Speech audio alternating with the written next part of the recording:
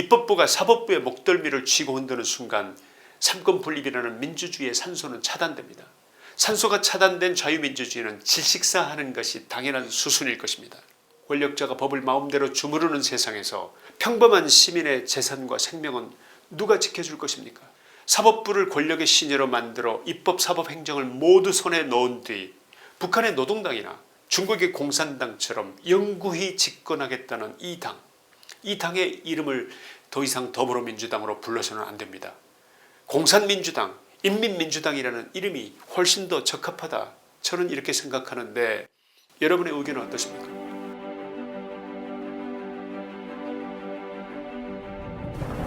(2026년 3월) 우리는 지금 건국 78년 동안 단 한 번도 경험해보지 못한 사법 잔혹사의 한복판에 서 있습니다.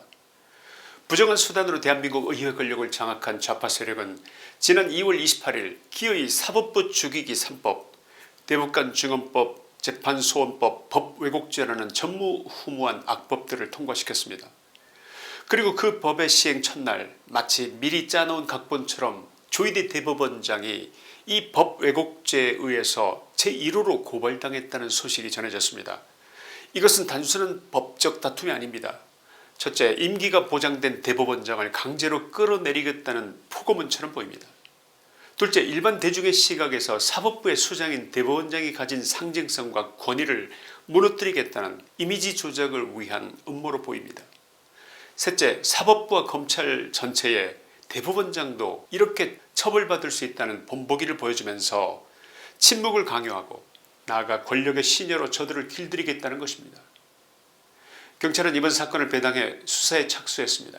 이번 법 왜곡죄가 도입되면 현 민주당 사람들이 이를 적극 이용할 것이라는 원래의 예상이 있었는데 이 예상은 여지없이 현실화된 것입니다. 민주당 사람들이 이 법을 이용할 것이라는 그 예상이 그대로 들어맞은 사건이 또 있었습니다.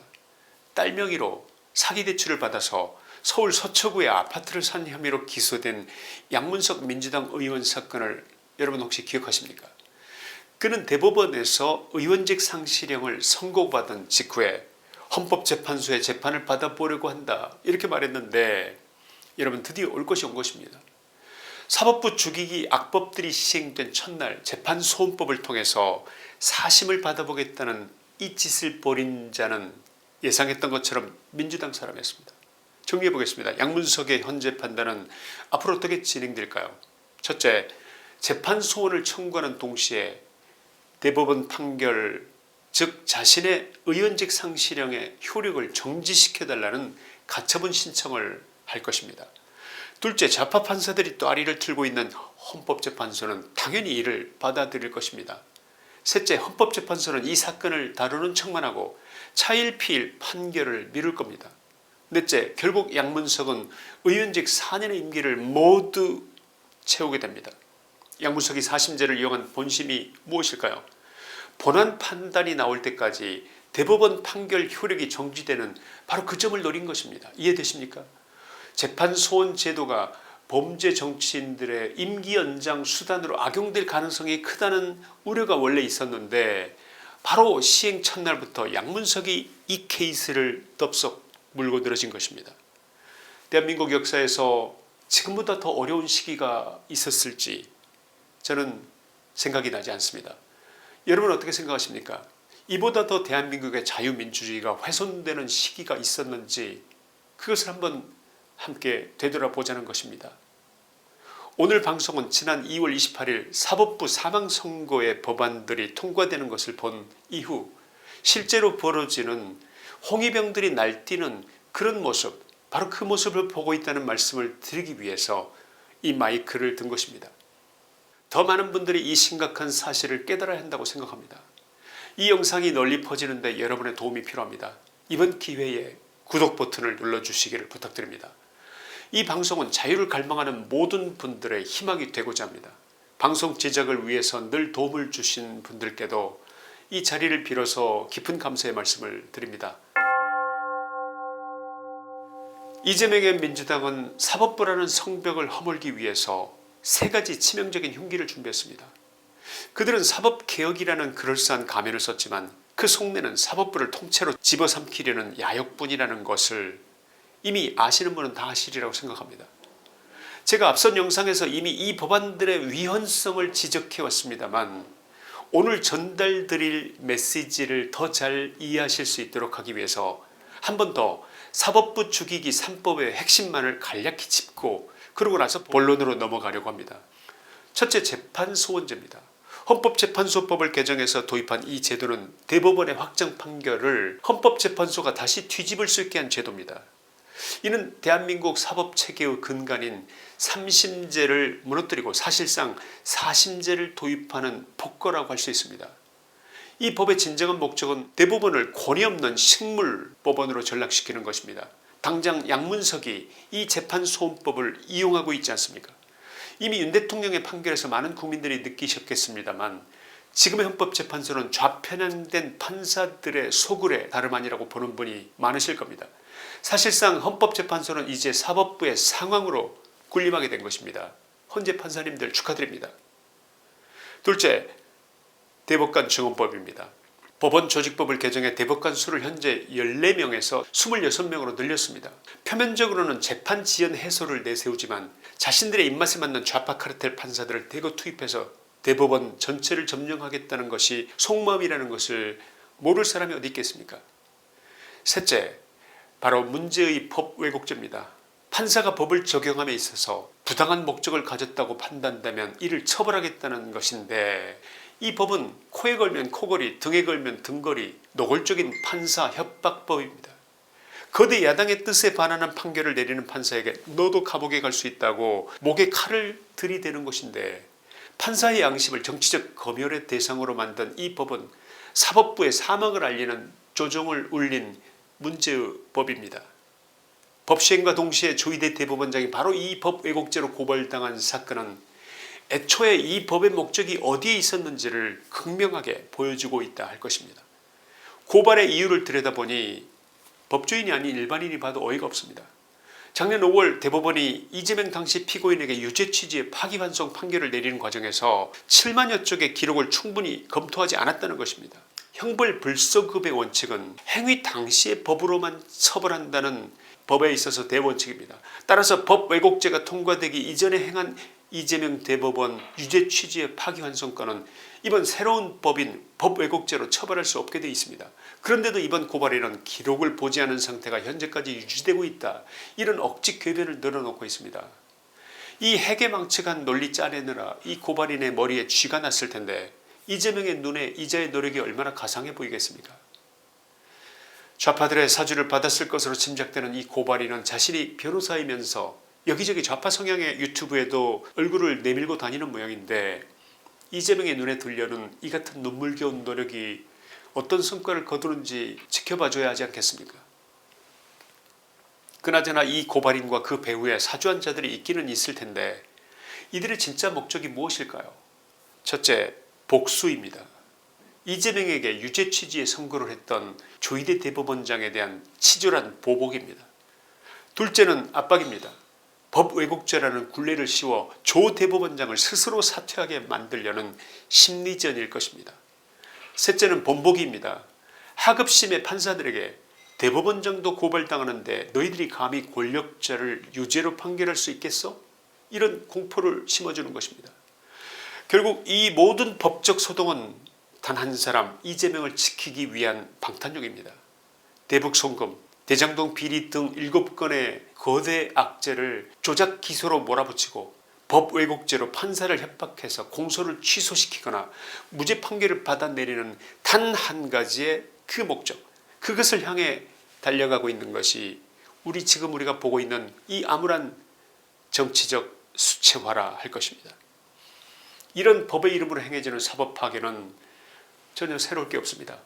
인류 역사상 가장 끔찍한 독재자들이 이미 다 써먹었던 수법입니다.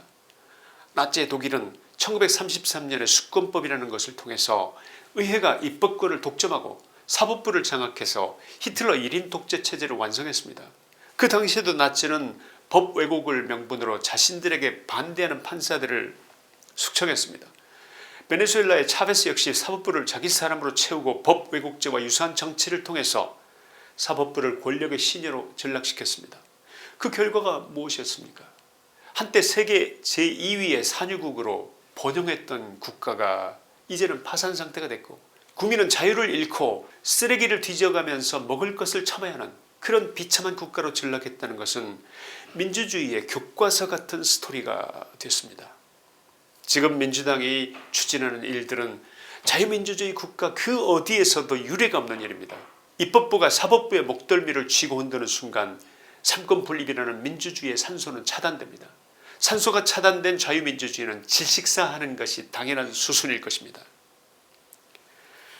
결론입니다. 진실은 때로 마주하기가 무섭습니다. 그러나 외면해서 될 일이 아닙니다. 진실이 아무리 미운 일일지라도 우리는 그 진실의 극강까지를 알아야 합니다. 민주당이 법치주의를 파괴하면서까지 사법부를 발 아래 두려는 이유가 무엇이었을까요? 그것은 이재명에 대한 단순한 방탄을 넘어섭니다. 그들은 더 크고 원대한 계획을 갖고 있습니다. 그들의 최종 목적지, 그것은 사법부가 배제된 일당 독재 체제입니다. 판사가 정권의 눈치를 보고 대법원장이 고발당하며 헌법재판소가 정치를 하는 나라, 이것은 분명 우리가 알던 대한민국은 아니지만 이제 대한민국은 그 길에 들어섰습니다. 사법부를 권력의 시녀로 만들어 입법사법행정을 모두 손에 넣은 뒤 북한의 노동당이나 중국의 공산당처럼 영구히 집권하겠다는 이 당의 이름을 더 이상 더불어민주당으로 불러서는 안됩니다. 공산민주당, 인민민주당이라는 이름이 훨씬 더 적합하다, 저는 이렇게 생각하는데 여러분의 의견은 어떠십니까? 그들의 이 같은 공산당식 전체주의 체제에 대한 열망이 법 왜곡죄에 담겨 있다는 사실, 그리고 저들이 조희대 대법원장을 고발한 것은 대한민국 사법 역사상 사법 파괴의 상징적 사건이라고 할 것입니다. 조희대 대법원장이 사법 악법들이 통과되기 바로 전에 모처럼 절규하듯이 경고했던 바, 사법부의 독립이 무너지면 그 피해는 고스란히 국민에게 돌아갑니다, 이렇게 말했습니다.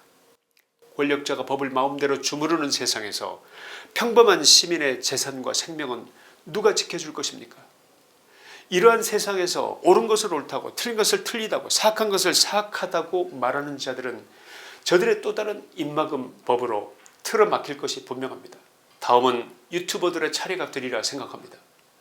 이번에 잠시 유보된 선거법 개정안, 즉 선거 부정을 외치는 자들을 10년형에 처하겠다는 법 역시 조만간 현실화되리라고 봅니다. 저들은 지금 다른 법안들도 준비하고 있고 그 과정에서 하나하나 영구집권과 일당 집권 체제를 위한 법체계를 완성하리라고 추정됩니다.